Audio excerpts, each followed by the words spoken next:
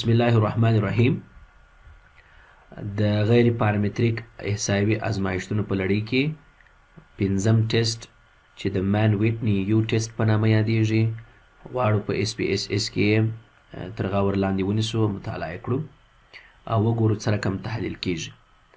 مان ویټني یو ټیسټ برخلاف د ویلکاکسن، ساین او ماکنیما ټیسټ د هغو ډاټاو لپاره کاریږي چې په هغو کې نمونه خپلواکه وي او جوړیزه نه وي.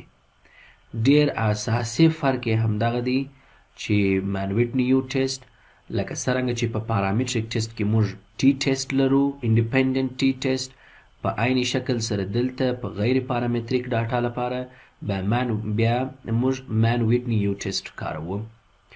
دلته تر ټولو مهم شی دا دی چې باید نمونه خپلواکه واوسي. دوه ګروپه چې انتخابوي، دوه درې، هغه ټول باید خپلواکه وي. نو د دې لپاره راځو نن غواړو په اسپیسس کې په دې باندې یو مثال کار وکړو. موږ په اسپیسس کې یو مثال لرو. فرض کړئ دلته جنډر ته موږ راکړی دی 18 کسانو څخه پوښتنه کړې ده. 0 معنا فیمیل، 1 میل ته وایي. او په دې ځای کې دوه اډورټایزمنټ سوي، درې اډورټایزمنټ دي البته چې په نورو مثالونو کې موږ کار ځینې اخیستی دي چې ریټینګ فیملی کار دی، ینګسټر کار دی، انوایرمنټلی فرندلی کار دی. چې دې ته مو دوې درجې ټاکلي دي سکیل باندې چې صفر یې ډېر سخت بې جذابه او سلې بیا ایکسټریملی اټراکټیو ریټ ټاکل سوی دی. نو د دې لپاره غواړو معلوم کړو چې پاپولیشن مین د یو او بل سره تغییر نه لري، زموږ صفري پر ځای وګرځول سي. یعنی موږ غواړو معلوم کړو چې فیمیل او میل چې کوم ځوابونه د دې اعلانونو لپاره ورکړي دي، د اعلانونو لپاره انتخاب کړي دي، خپل جواب یې ورکړي دي.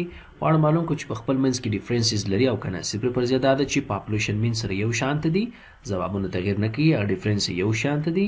او که چیرې تغییر پروت و نو د دې ټیسټ لارې موږ څه کولی سو، معلومولی سو. نو دوې لارې لري په انالایز مینو کې نن پارامتریک ټیسټ کې. یو خو خپله انډیپندنت سیمپل طریقه ده چې په اتوماتیک شکل یې کوي، بل لیګسي ډایلاګ کې د انډیپندنت ټو انډیپندنت سیمپل په نامه دی. کله چې دا تاسو کلیک کوئ داسې یو مینو ته راخلاصي. چونکې جنډر زموږ دغه ریټینګ شفټ نیسي، درې سره انتخابوي و ویریبل لیست یې بیایاست. زه غواړم چې معلوم کړم چې آیا فیمیل یا میل پریفرنس د دې اعلانونو لپاره لري او که نه یو شانته دي. دا به ګروپ ویریبل ته را انتقال کوي، ډیفاین ګروپس به کلیک کوي. وایي ستاسې په ځوابونو کې د جنډر چې دوه کوډه دي، میل او فیمیل. فیمیل ته چې شي دي 0 دي او میل ته چې شي دي 1 دي چې ما کوډونه کار کړي دي. نو هغه اوکې کوي. مان ویټني یو ټیسټ مې انتخاب کړي.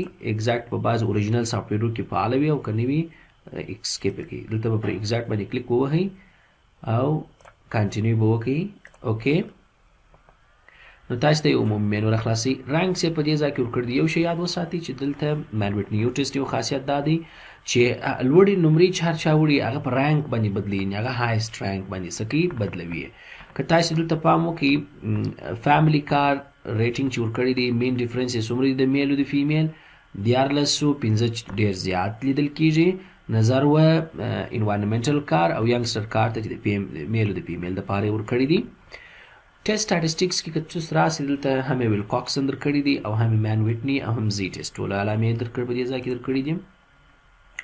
په دې ځای کې تاسو وینئ ایگزیکټ سیګنیفیکنس 2 ټیل ویلیو یې درکړې ده، 1 ټیل یې هم درکړې ده. ایگزیکټ 2 ټیلز په حالت کې چې کله ټای واقع وي دی ورته کاریږي، او ایگزیکټ سیګنیفیکنس 2 انټو 1 ټیل دا ویلیو چې درکړې ده که موږ ټایز پکښې موجود ونه اوسي نو بیا موږ څه کوو، په دې صورت کې کارو. لکه لاندې هم درکړي دي چې ناٹ کورکټډ فار ټایز، نو دا ویلیو ورته استعمالي.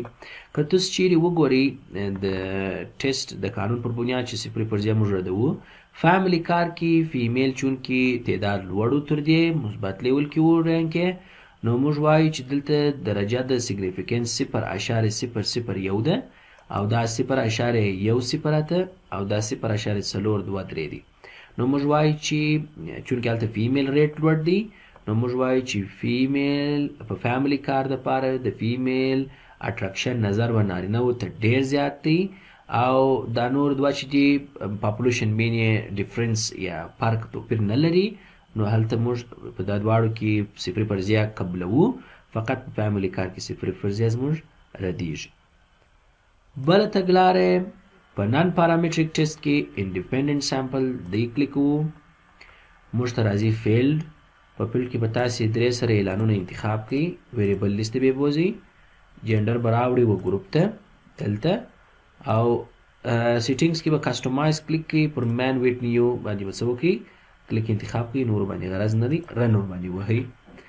نو تاسې ته به ډایرکټلی اوټوماټیک لیول لکه د نورو ریسرچونو کې چې راتلله انالایز کې د ټیسټونو، دلته هم ترچیش کې راولي.